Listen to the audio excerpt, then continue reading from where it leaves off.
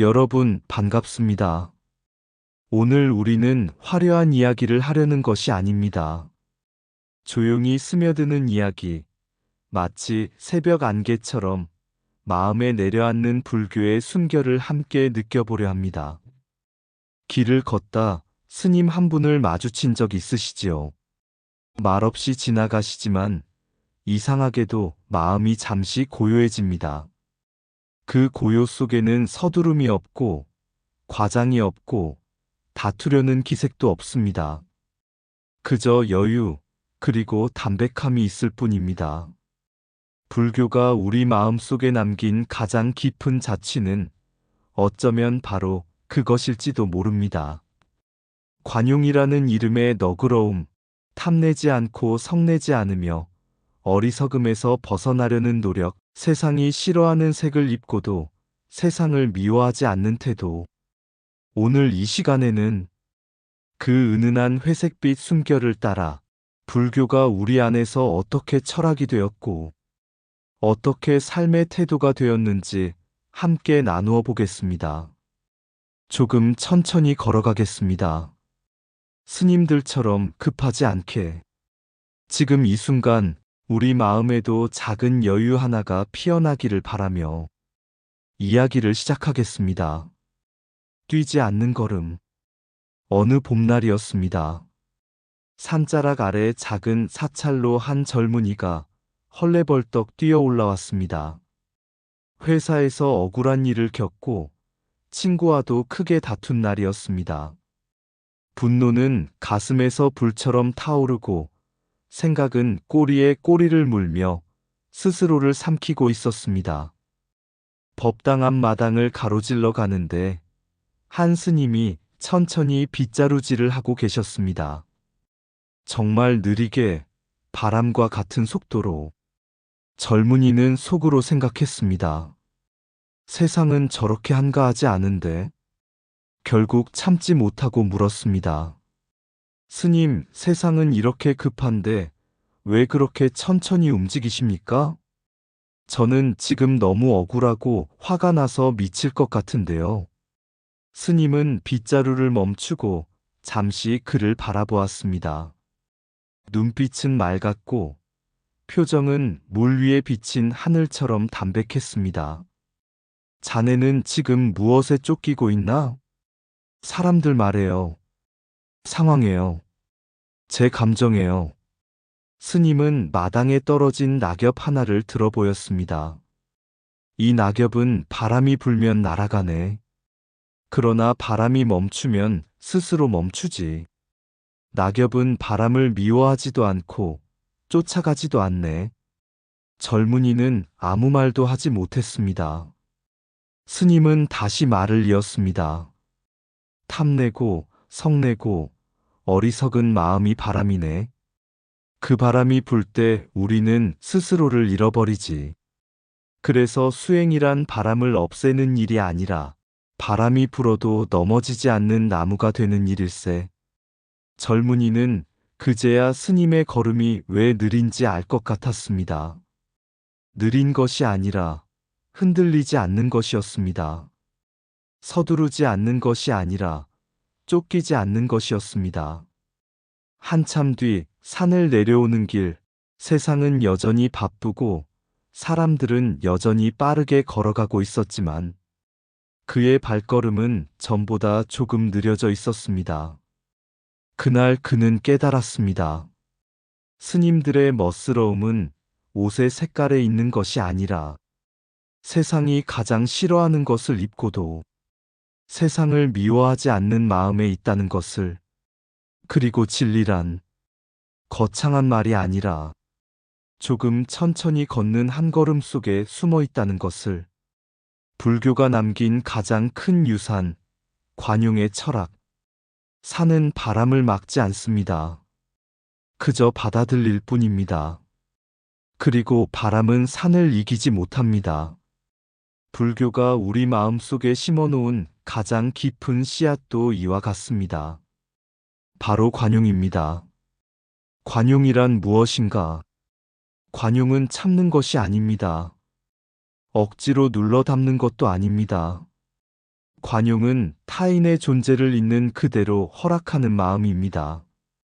내 생각과 다르다고 해서 밀어내지 않고 내 기준에 맞지 않는다고 해서 재단하지 않는 태도입니다. 이것은 나를 낮추는 일이 아니라 마음을 넓히는 일입니다. 좁은 방에 창을 하나 더 내는 일과 같습니다. 공기가 달라집니다. 현대 철학적 의미로서의 타인 배려. 오늘날 우리는 관용을 타인에 대한 배려라고 말합니다. 그러나 불교는 훨씬 오래전에 이 이야기를 시작했습니다. 모든 존재는 인연으로 얽혀 있다. 이 통찰은 곧 이런 뜻입니다. 타인을 해치는 일은 결국 나를 해치는 일이고, 타인을 이해하는 일은 나를 이해하는 길이라는 것. 관용은 도덕교과서의 항목이 아니라 관계의 본질에서 나온 필연입니다. 나와 너가 분리된 존재가 아니라는 깨달음. 그 자리에서 배려는 선택이 아니라 자연스러운 흐름이 됩니다. 탐진치를 없앤다는 수행의 목표. 불교는 인간의 고통을 세 가지로 설명합니다. 탐, 진, 치. 더 가지려는 마음, 화를 쌓아두는 마음, 사물을 바로 보지 못하는 어리석음. 이 세 가지는 결국 타인을 향해 날카로워지는 마음입니다. 탐은 빼앗게 만들고, 진은 밀어내게 만들고, 치는 왜곡하게 만듭니다. 그래서 수행이란 세상을 바꾸는 일이 아니라 마음의 방향을 바꾸는 일입니다. 탐을 내려놓으면 나눔이 생기고, 진을 비우면 이해가 자라고, 치를 걷어내면 지혜가 드러납니다. 그 자리에 관용이 피어납니다. 관용은 결과이자 수행의 꽃입니다. 한국 고유 문화와 불교적 관용성의 결합. 우리 민족은 본래부터 공동체적 삶을 살아왔습니다. 마을의 우물은 함께 쓰는 것이었고, 논과 밭의 물길도 서로 양보하며 흘렸습니다. 이 바탕 위에 불교의 관용 사상이 스며들었습니다. 강물에 또 다른 강물이 합쳐지듯 충돌이 아니라 융합이었습니다. 그래서 한국 불교는 극단적 교리 논쟁보다는 생활 속의 실천을 더 중시했습니다. 절은 산속에 있지만 그 정신은 마을로 흘러내렸습니다. 관용은 그렇게 한국인의 심성 속에 자리 잡았습니다. 상대를 완전히 꺾기보다 한 발 물러서 함께 서는 태도, 강하게 부딪히기보다 은은하게 스며드는 방식. 왜 불교는 깊이 뿌리 내렸는가? 불교가 한국인의 마음에 깊이 뿌리 내린 까닭은 권력 때문도 제도 때문도 아닙니다. 마음의 결을 닮았기 때문입니다. 불교의 관용은 단순한 착함이 아닙니다. 그것은 인간을 인간답게 만드는 미적미덕입니다. 분노로 번쩍이는 강함보다 담백하게 비워내는 힘이 더 깊다는 것을 우리는 오래전부터 알고 있었습니다. 그래서 스님의 느린 걸음은 나약함이 아니라 자기 마음을 다스릴 줄 아는 힘의 표현입니다. 관용은 부드럽지만 약하지 않습니다. 조용하지만 흔들리지 않습니다. 불교의 숨결은 그렇게 말합니다. 진리는 세상을 이기는 데 있지 않고 자기 마음을 이기는 데 있다고. 관용은 참는 힘이 아니라 이해하는 힘이다. 타인을 품는 순간 우리는 비로소 나를 넓힌다. 탐을 덜어내면 나눔이 자라고, 진을 비우면 평화가 숨쉰다. 어리석음은 남을 가르는 칼이 되고, 지혜는 모두를 잇는 다리가 된다. 관용은 약함의 표시가 아니라 마음의 근육이다. 세상을 이기려는 마음을 내려놓을 때 스스로를 이길 수 있다. 화를 삼키는 것이 수행이 아니라 화가 일어나는 뿌리를 보는 것이 수행이다. 불교의 길은 빠른 승리가 아니라 깊은 성숙을 향한다. 남을 향해 열린 문은 결국 나를 향한 문이 된다. 탐진치를 놓아버릴수록 인간성은 더욱 선명해진다. 관용은 갈등을 덮는 장막이 아니라 이해를 밝히는 등불이다. 서두르지 않는 마음에는 다툼이 머물지 못한다. 세상이 싫어하는 색을 입어도 세상을 미워하지 않는 것이 수행이다. 진리는 큰 소리로 주장되지 않고 고요 속에서 스며든다. 인간을 인간답게 만드는 가장 아름다운 미덕은 끝내 타인을 포기하지 않는 마음이다.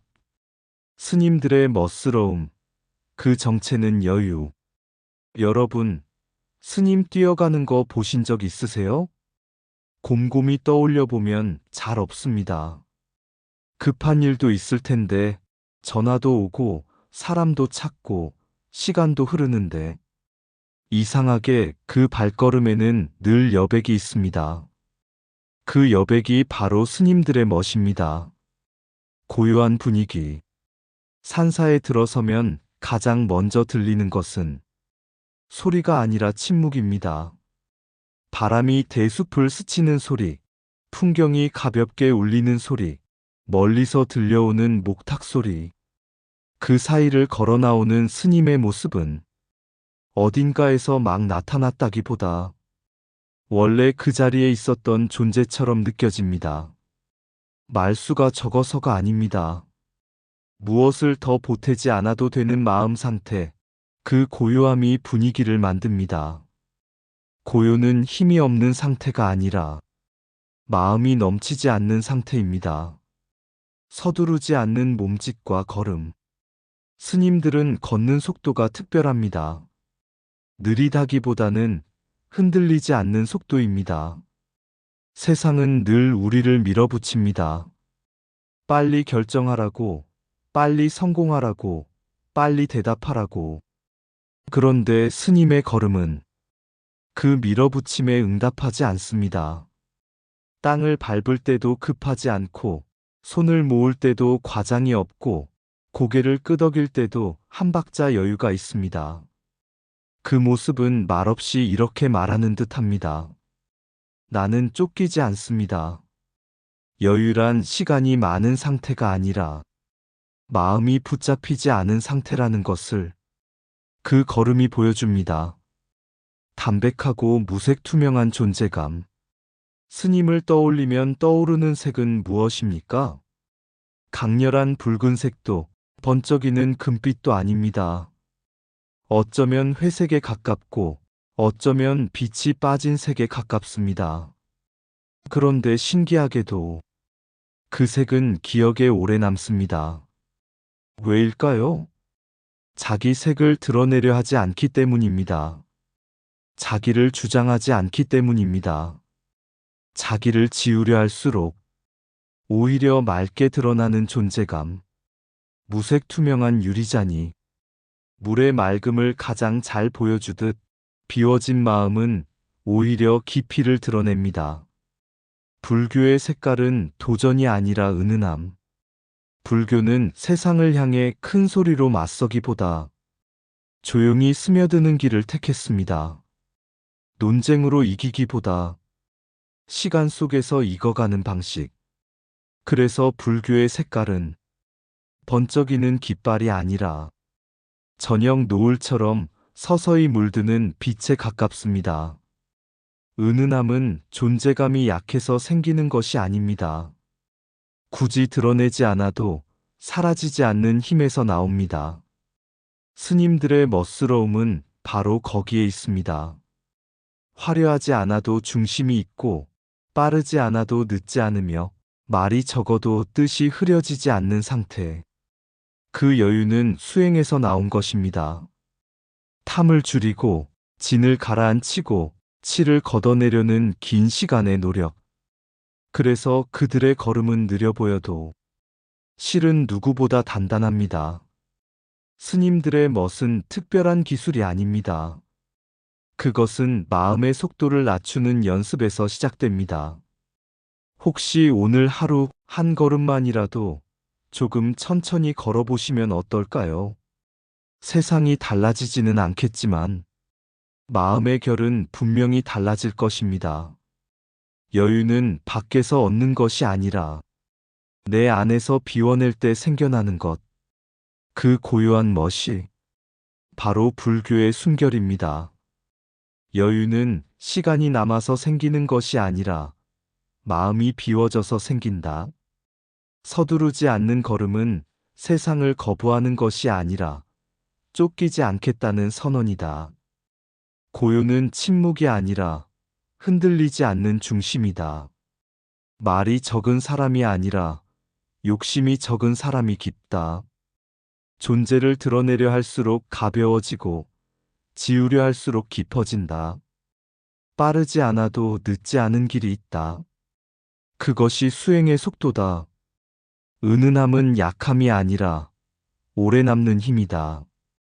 쫓기는 마음에는 다툼이 깃들고 놓아둔 마음에는 평화가 깃든다.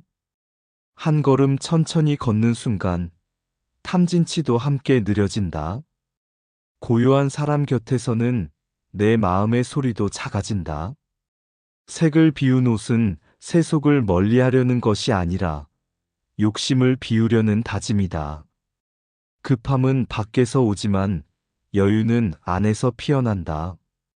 드러내지 않아도 사라지지 않는 것이 진짜 존재감이다. 수행은 더 갖는 일이 아니라 더 비우는 연습이다.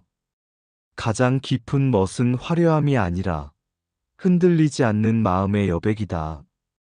법복의 색깔과 출과 정신의 상징성. 옷은 몸을 가리지만 법복은 마음의 방향을 드러냅니다. 불교에서 스님의 옷은 단순한 복식이 아니라 하나의 선언입니다. 나는 무엇을 버리고 무엇을 선택했는가에 대한 조용한 대답입니다. 나라별 가사 색깔의 차이. 인도와 동남아시아의 스님들은 오렌지색 가사를 입습니다. 강렬한 햇빛 아래에서 타오르는 듯한 색입니다. 중국으로 건너오면 검은 법복이 많아집니다. 죽음을 상징하는 색, 세속이 꺼려하던 색입니다. 한국에서는 거친 회색이 중심이 됩니다. 세련된 은빛이 아니라 양잿물에 여러 번 헹군 듯한 담담한 빛입니다. 일본에서는 보라색 가사도 자주 보입니다. 이렇게 색은 다르지만 공통점이 있습니다. 그것은 눈에 띄기 위한 색이 아니라는 점입니다. 스스로를 장식하기 위한 선택이 아니라는 점입니다. 분소위의 의미. 초기에 수행자들이 입었던 옷은 새 천이 아니었습니다. 화장터에 흩어진 천 조각, 버려진 옷감을 모아 기워 만든 옷. 그것을 분소위라고 불렀습니다. 누군가 버린 것, 더 이상 가치 없다고 여겨진 것, 그것을 이어붙여 다시 입는다는 뜻입니다. 출가란 새 것을 얻는 일이 아니라 버려진 것을 품는 일이라는 상징이 그 안에 들어 있습니다. 괴색의 상징성. 부처님은 수행자의 옷을 괴색이라 하셨습니다. 사람들이 좋아하지 않는 색, 화려하지 않은 색을 택하라는 뜻입니다. 왜일까요? 사람이 화려한 색을 입으면 마음도 그 색을 따라가려 합니다. 주목받고 싶고, 돋보이고 싶고, 칭찬받고 싶어집니다. 괴색은 그 욕망을 낮추는 장치입니다. 세속이 선호하지 않는 색을 입음으로써 스스로의 욕심을 한 겹 내려놓는 것입니다. 그 색은 아름답지 않아서가 아니라 욕망을 덜 자극하기 때문에 선택된 색입니다. 세속이 싫어하는 것을 스스로 택하는 정신. 출가의 본뜻은 도망이 아닙니다. 도전도 아닙니다. 오히려 정면으로 마주하는 일입니다. 사람들이 싫어하는 것, 버리는 것, 가치 없다고 여기는 것을 먼저 손에 드는 태도. 그래서 스님들의 멋은 빛나는 장식에서 나오지 않습니다. 세상이 외면한 것을 아무렇지 않게 품는 데서 나옵니다. 불살생과 음식 문화의 깊은 뜻. 고기를 멀리하는 일도 같은 맥락입니다. 단순히 규율이기 때문이 아니라 맛있는 것을 세속에 양보하겠다는 태도이기 때문입니다. 더 자극적인 것 대신 담백한 것을 택하는 삶. 이것은 결핍이 아니라 방향입니다. 욕망을 줄이고 자비를 넓히려는 선택입니다. 출가란 무엇인가? 출가는 옷을 바꾸는 일이 아니라 기준을 바꾸는 일입니다. 화려함 대신 은은함을, 소유 대신 나눔을, 주목 대신 비움을 택하는 삶. 그래서 스님들의 멋은 화려함이 아닙니다. 세상이 외면한 것을 품는 여유에서 나옵니다. 눈에 띄지 않아도 흔들리지 않는 마음, 색이 옅어도 깊이가 사라지지 않는 태도. 그 법복은 말없이 말합니다. 나는 세상과 다투지 않겠습니다. 대신 세상이 버린 것을 안고 가겠습니다. 그 조용한 결심이 쌓여요. 스님의 걸음은 느리면서도 단단해집니다. 옷의 색은 흐릴지 몰라도 그 뜻은 선명합니다.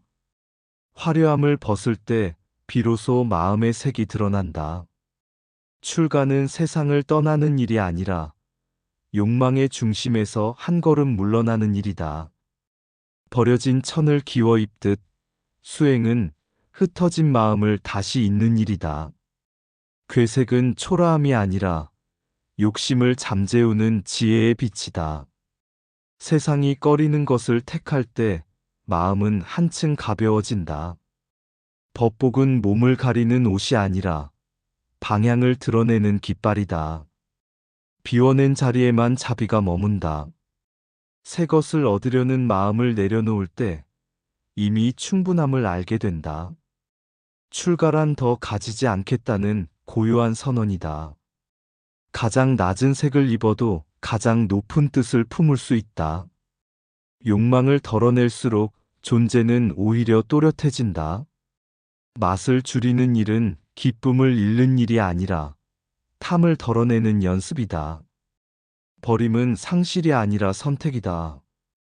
세상이 외면한 것을 안는 순간 마음은 세상을 품게 된다. 스님의 멋은 장식이 아니라 세상이 놓친 것을 끝내 놓지 않는 여유에서 나온다. 색을 비운 자리에서 해질 무렵 산사에는 종소리가 천천히 번집니다.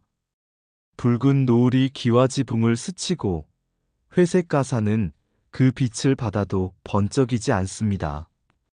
그저 고요히 물들 뿐입니다. 한 아이가 법당 앞에서 묻습니다. 스님, 왜 그렇게 수수한 옷을 입으세요? 스님은 잠시 웃으며 마당에 돌 하나를 가리킵니다. 저 돌은 누구의 것도 아니지만 누구든 앉을 수 있지. 아이의 눈이 커집니다. 옷도 그래요? 그래. 내가 눈에 띄지 않으면 남이 더 잘 보인다.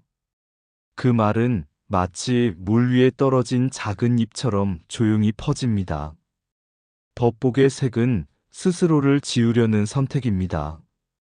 분소위의 기움은 버려진 것을 다시 잇는 다짐입니다. 괴색은 욕망의 빛을 낮추는 장치입니다.